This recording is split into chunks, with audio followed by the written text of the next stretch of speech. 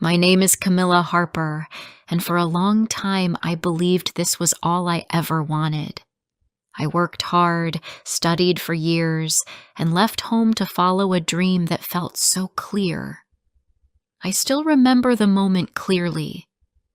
That morning changed everything for me, though I didn't know it at the time.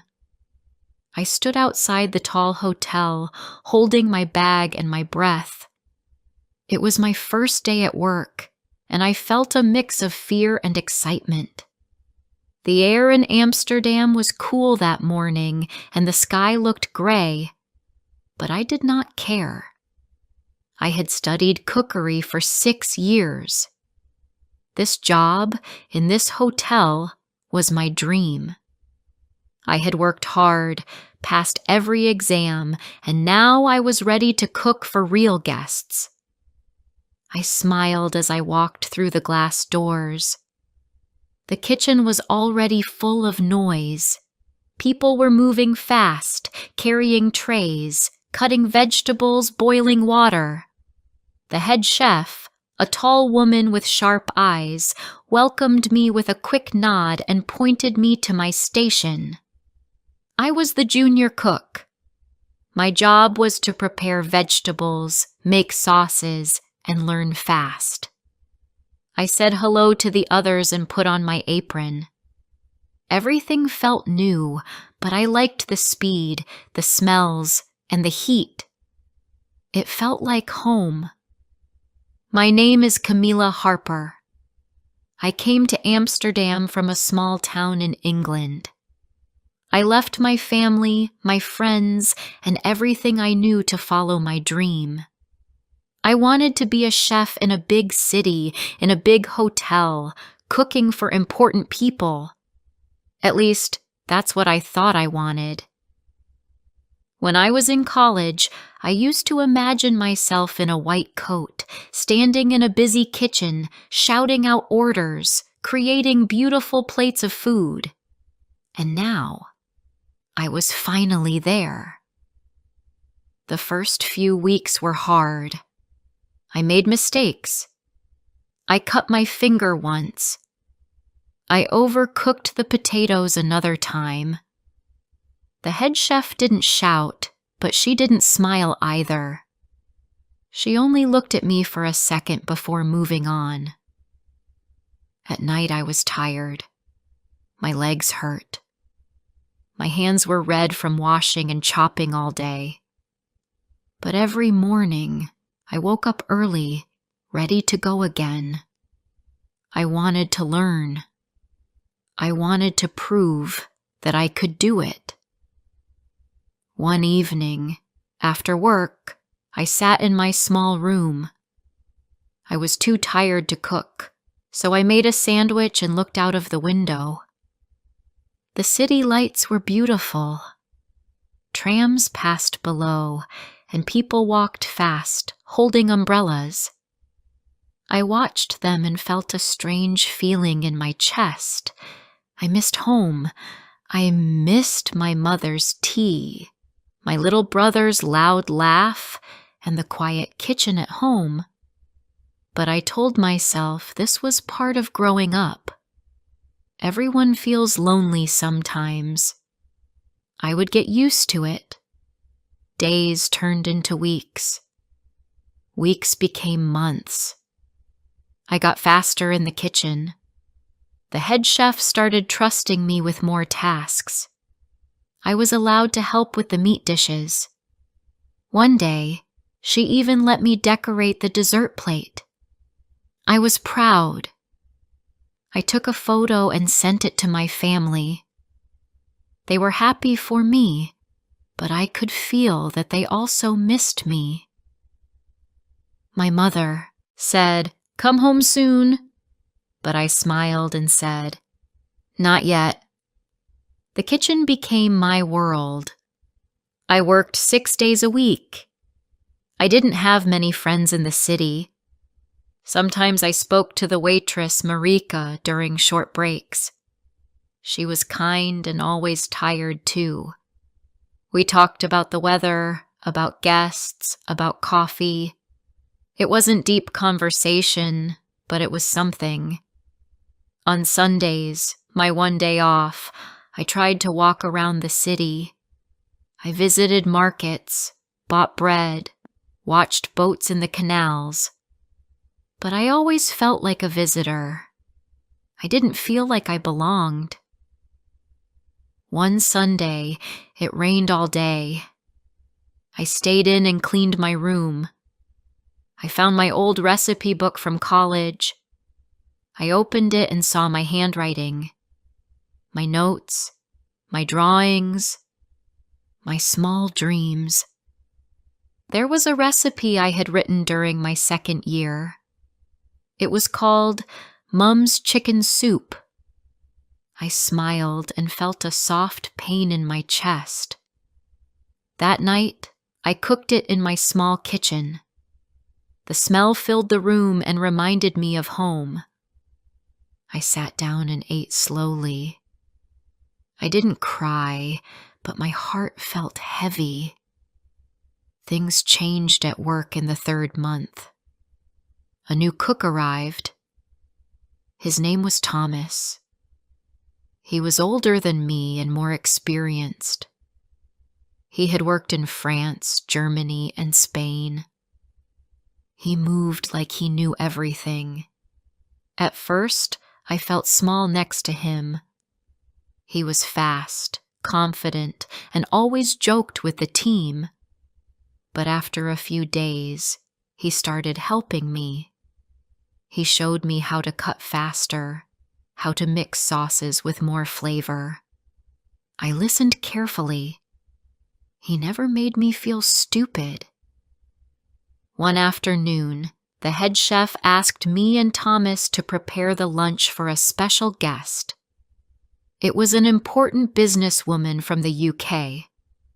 We worked together side by side, focused and calm. The kitchen was hot, the plates were ready, and everything went well. After service, the head chef said, "Good job."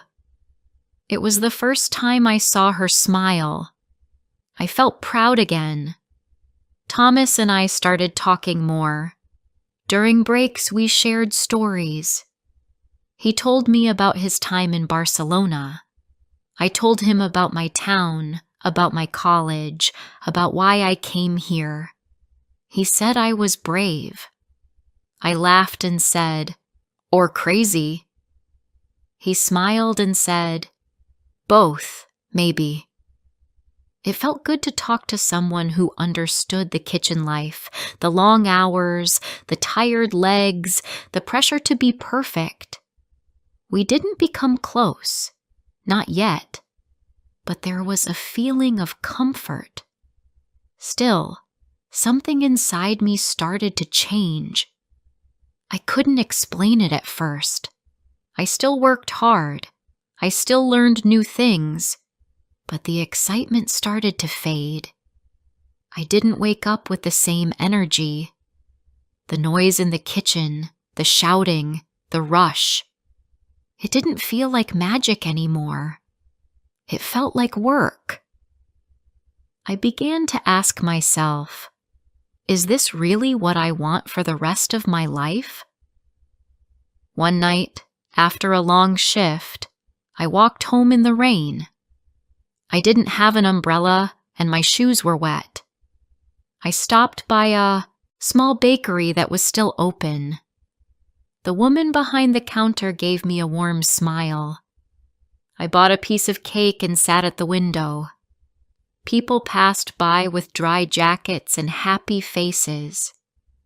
I looked at my reflection in the glass and whispered to myself, this was my dream job. Before I share the rest of my story, I need to know, where are you listening from? Knowing someone hears me, understands me, gives me strength. The next morning, I woke up early, as always, but something felt different. I sat at the edge of my bed, holding my cup of coffee, and stared at the wall for a while. Usually, I would jump out of bed, dress quickly, and get ready for another long day in the kitchen. But this time, I moved slowly. My body felt heavy, and so did my heart. Outside, the street was quiet, but my thoughts were loud. I walked to the hotel with my hands deep in my coat pockets. It was cold, and the sky was still dark. When I entered the kitchen, everything looked the same. People were shouting orders, pots were boiling, knives were chopping. But for me, the feeling had changed. It didn't feel exciting anymore. It felt like a machine, and I was just another small part of it. I put on my apron, tied my hair back, and started working. My hands moved out of habit, but my mind was somewhere else. That day, I made a few small mistakes. I added too much salt to the soup, then I forgot to label a tray of vegetables before putting it in the fridge. The head chef gave me a long look but didn't say anything. I cleaned up quickly and stayed quiet. I didn't want to talk to anyone. After the shift ended, I left the kitchen fast and walked home without speaking to a single person. I didn't listen to music like I usually did. I just walked in silence.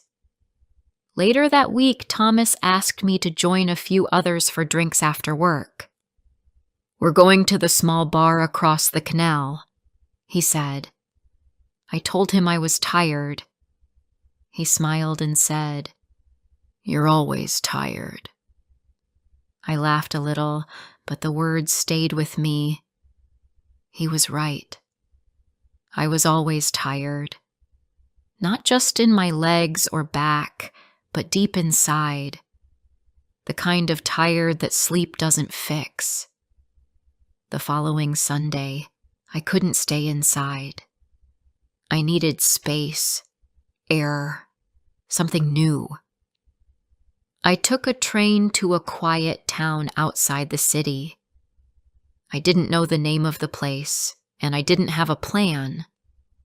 I got off at a stop near a river and started walking. The cold air touched my face, and the wind played with my hair. I walked along the water, passing boats and old houses. I sat on a bench and watched the world go by. For the first time in weeks, I felt calm. As I sat there, I thought about my old life. I remembered my college days when cooking made me happy. I used to try new recipes every week, write down ideas in my notebook, and dream about opening a small cafe one day. But in the hotel, I didn't dream anymore. I followed orders, moved fast, and waited for the day to end. I was learning, yes, but I was also losing something. I was losing the part of me that used to love food for more than just work. The next day, back in the kitchen, I tried to act normal, but something had changed inside me. Even Thomas noticed it. He said I seemed quiet, like I was somewhere else. I told him I had gone out of the city just for a walk. He smiled and said that was a good idea. Then he said something I didn't expect. "You don't have to prove anything to anyone, you know." I looked at him. His voice was soft. "You're allowed to want something different," he added. I didn't answer, but his words stayed with me all day. That evening, I opened my old recipe book again. It was filled with drawings, notes, and old dreams. One page caught my eye. It was titled "Warm Place Soup." I had written that during my second year of college. The recipe was simple, made with carrots, onions, a bit of ginger, and a lot of love. I had written a small note under the title. It said, "For the days you feel cold inside." I smiled and closed the book. 2 days later, something unexpected happened. The head chef asked me to prepare the special dish for next week's menu. It was a big opportunity. Usually, only senior chefs got to do that. She said she had noticed my growth and wanted to see my creativity. I nodded and said thank you, but inside I didn't feel excited.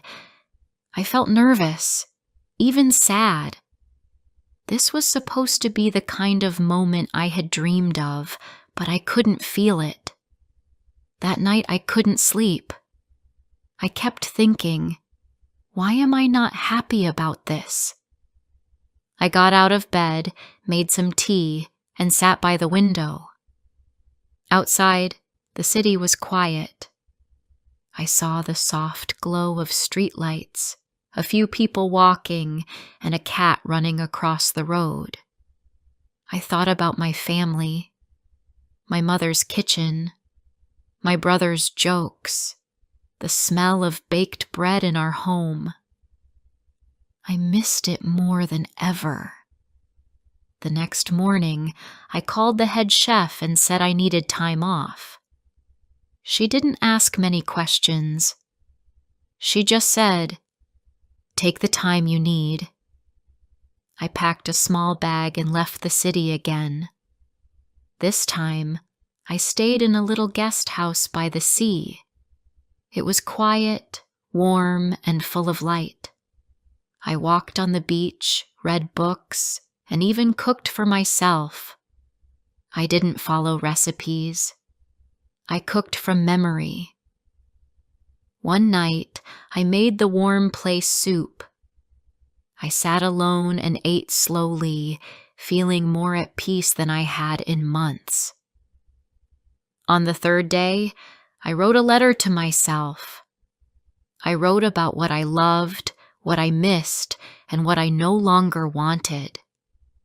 I wrote that cooking didn't have to mean pressure, speed, or noise. It could mean comfort, connection, and joy. I didn't want to work in a hotel kitchen anymore.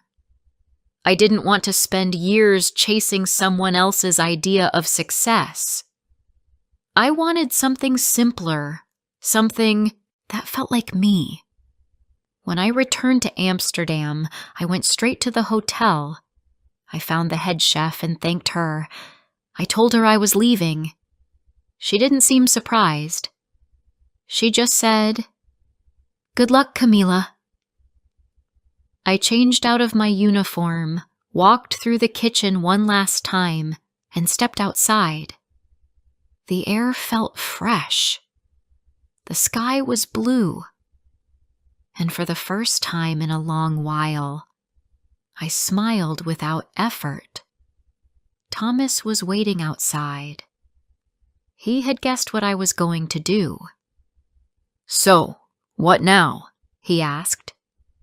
I looked at him and said, "I don't know yet, but I'm sure I'll find it." He smiled and said, "I hope you do." I walked away slowly, carrying my bag, my recipe book, and a heart that felt lighter than it had in a long time. That evening, back in my little room, I wrote a new recipe. I called it First Step Cake.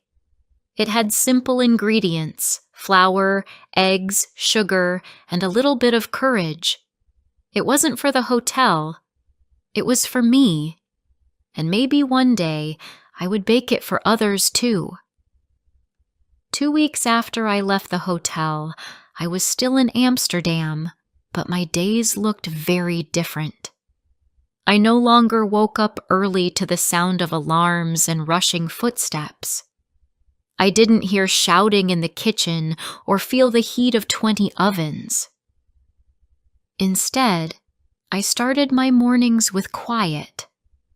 I made coffee, opened the window, and listened to the birds outside.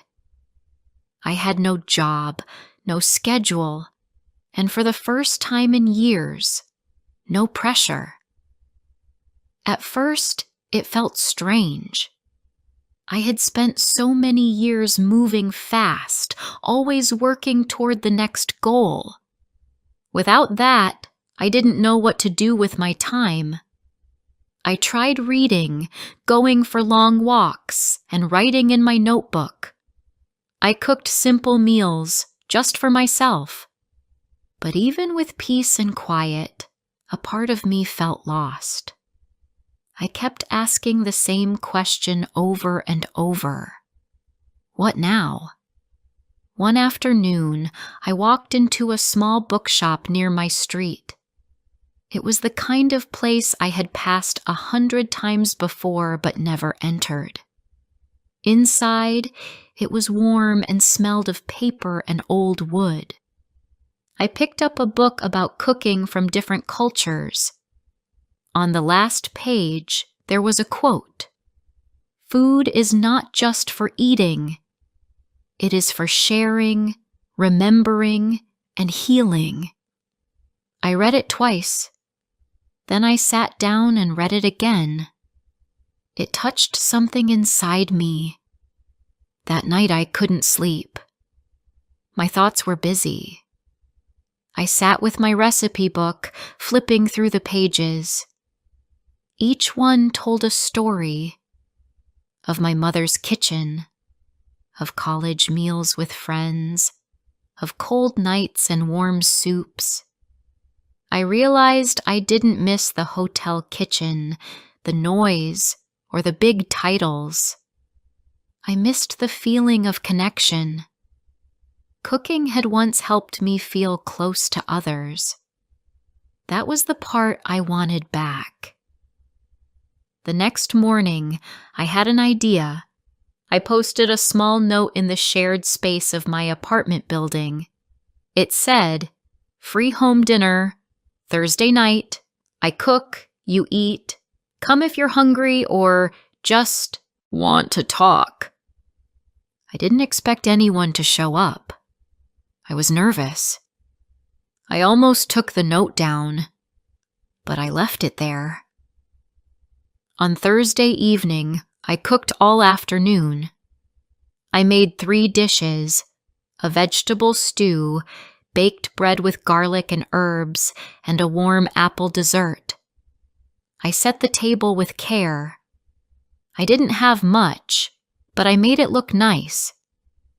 At 7 o'clock, the doorbell rang. It was a man from the 3rd floor. His name was Luis. He said he used to be a waiter before he lost his job. A few minutes later, a young woman from downstairs came too. Her name was Zoe. She was a university student and missed her mother's food. We sat together and ate. At first, it was quiet. Then slowly, stories began to fill the room. Luis told us about the restaurant where he used to work. Zoe shared stories from her small town. I listened, smiled, and served more stew. It wasn't fancy, but it felt real. At the end of the night, they both thanked me. Luis said, "You reminded me of home." That one sentence stayed in my heart. The next week, 3 people came. The week after that, 5. It became a regular thing. Every Thursday, I opened my small home, cooked with love, and welcomed whoever needed a warm meal and a place to talk. I didn't charge anyone. I didn't do it for money or for praise. I did it because it made me feel alive again. One evening, Thomas visited. He had heard about the dinners from a friend. He walked in, smiled at the smell of garlic and onions, and said, "I knew you'd find your way." We sat together after everyone left, just the two of us and a plate of cake.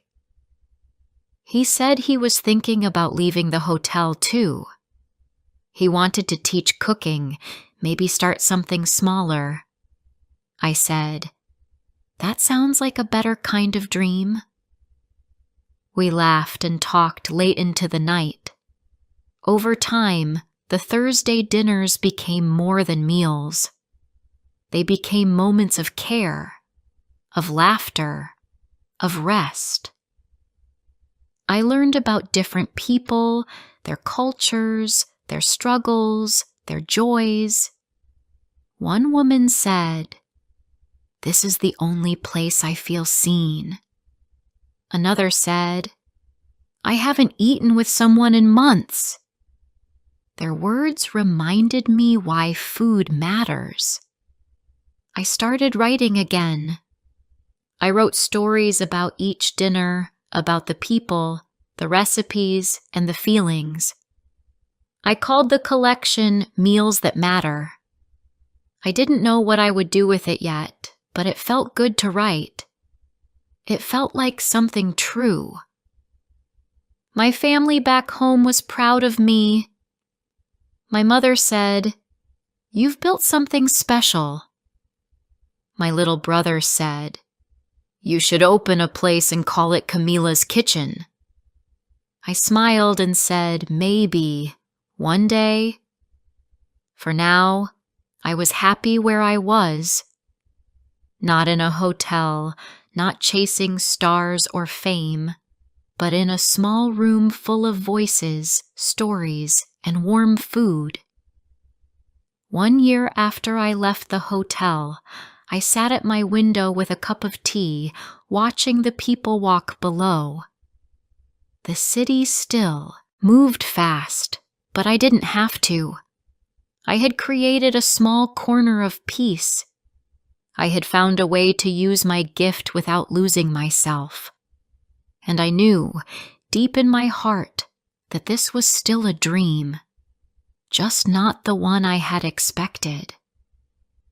Sometimes people ask me if I miss the hotel. I say no. I don't miss the noise or the long hours. I miss some of the people, yes, and the lessons I learned. But I don't miss who I was back then. I was chasing something I didn't understand.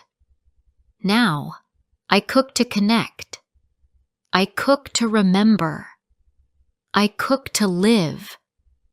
And maybe that is what a real dream job is.